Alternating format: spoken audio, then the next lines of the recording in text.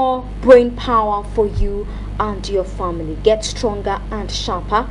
Drink peak milk every day and visit the social media page, that's Facebook page at facebook.com/.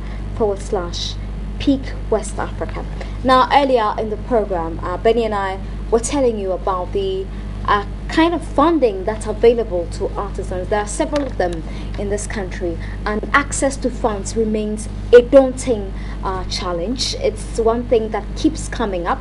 Recently, there was an exhibition in Accra somewhere last week put together by the Aid to Artisans Ghana with funding from the Indian government. Well, Bridget Darkon is the executive director of Aid to Artisans Ghana, and she's joined us here in the studio to do a review of the exhibition and exactly what opportunities are available for artisans in this country.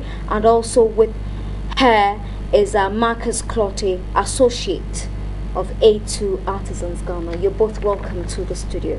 I'll start with you, Bridget. We would want you to tell us exactly how vibrant has Aid to Artisans been? It's always a very difficult question to answer because you would rather have people talk about what you do than for you yourself to say what you do. I've been speaking to some artisans, so I have a feeling of how much support they have received from Aid to Artisans. So I want you to tell us your story. Yeah, our story is very short. Our story is about empowering the artisans, those in the handicraft sector, so that they can improve their livelihood, generate income, using the skills that they have been blessed with. And so what Aid to Artisans has been doing over the past almost 25 years is to support them in product development, product design and development, some business management, and also market access. And then any other issue that comes up that we can sort of assist them to achieve their goals. Okay. Well, I think it's still coming up. There's been some impact. They've been doing very well. But like she rightly said, buyers, or of course I represent buyers' interests, and buyers or customers are always looking for new products to buy. And I guess Aid to Artisans, you've been having a lot of exhibitions, a lot of training, workshops, and things like that. But again, too, it looks like the producers themselves are not available to be trained in some of these things. So we get a few of them, we get them into the loop, and we try to give them the training. So they don't avail themselves? They don't avail themselves. You go around looking for them, you invite them to workshops and things like this, and nobody is ready to come, you see. But again, the few that we get coming in are able to, replicate, get the things out and do the best that they can. And in the Aid to Artisan shop, you could find some of these things there. They are designs that you would love to have. And so for me, I think it is for the producers and the workers themselves to avail themselves, come and be trained. Yeah. And you said that you represent the interest of the buyer. Yeah.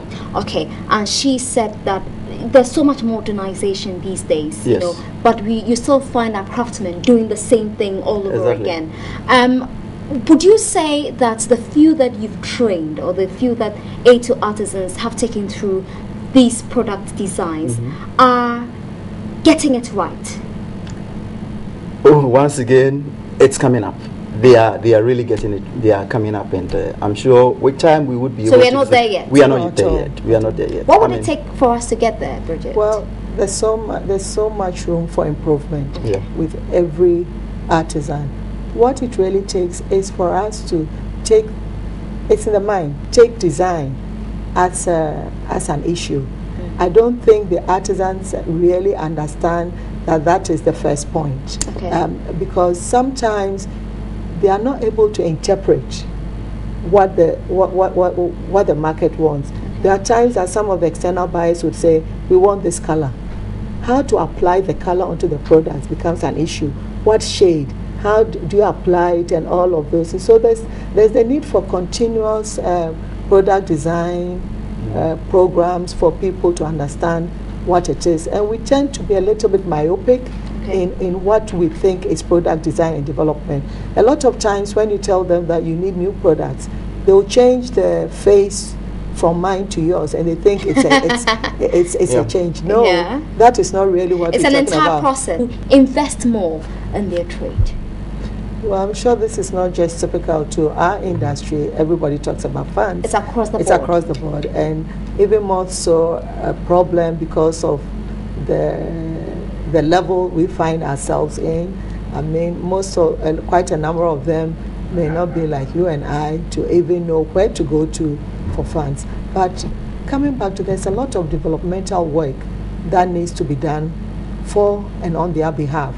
And it's very difficult to think that a poor weaver in Bolga will be able to invest in product design and development. More so once he does that, it gets into the public domain and everybody copies. So there's this issue about who funds it, but I think it also starts from the government and donors, you and I, as to what policy do we have in terms of addressing this issue, because we cannot go competing with people in commodities and all of that. But at the same time, government and whoever needs to realize the importance of this industry, because it can really take a lot of employment creation. If you look at all these people, poor girls who are kaya walking around, and they've come from, quite a number of them have come from the north, from Bolga, that they could be weaving. If only somebody takes the lead to fund product development, product design. Let's look at the tertiary level. We do a bit of work with KNUST so that we can also get them to start putting in some design element. So we still have to start finding those who can really think design. And really, I'm afraid, I don't think we think that much design. We think we know, but we really don't. And so who thinks about design? Who funds design? And then how do we even organize, bridge the gap between academia and industry? And so all of those things, there's always the issue of the what I think we know, but who does what is always a big issue. It's a pity, really. Okay, now let's look at the recent exhibition. Was it a success? I think so, because people were happy. Yeah? And people How many wanted people to buy. attended?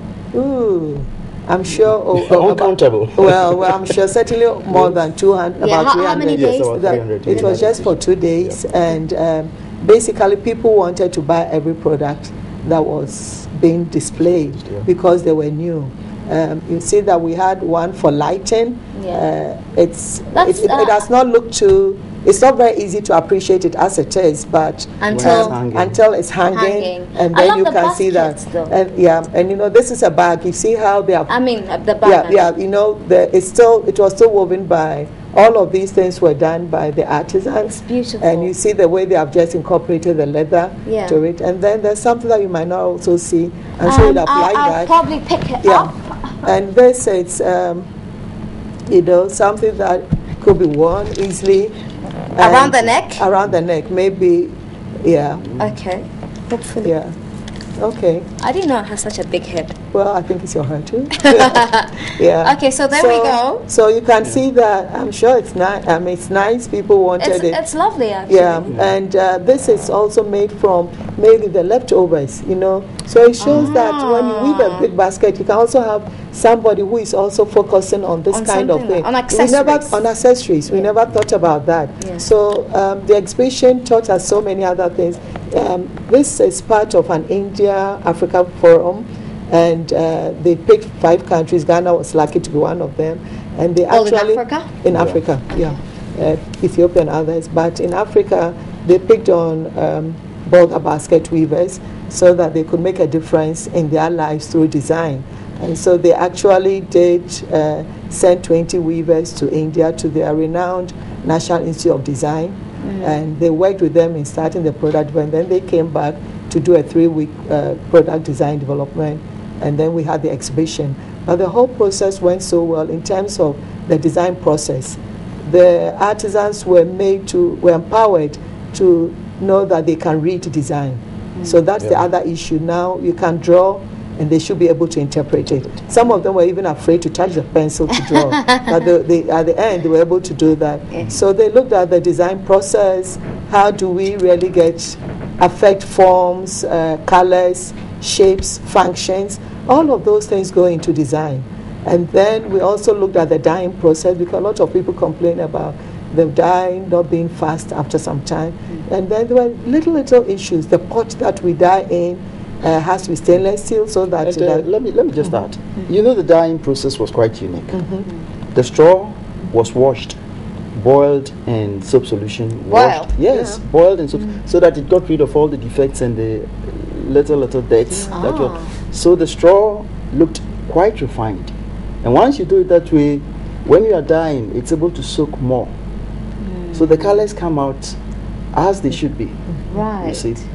And That's certainly a very if you put simple this, technique. it's a simple technique, and it was quite Yeah. amazing. But how important are these exhibitions for artisans? It gives them the exposure, one. It opens opportunities for them, market access and things like that. So, like I said, I represent buyers from outside. Yeah. So such exhibitions could bring about buyers coming in to place orders, so we can enter into the And has the export response market. been positive? Has it been good? Yeah, there are a few people who put it on their blog, and we have some buyers asking for making inquiries.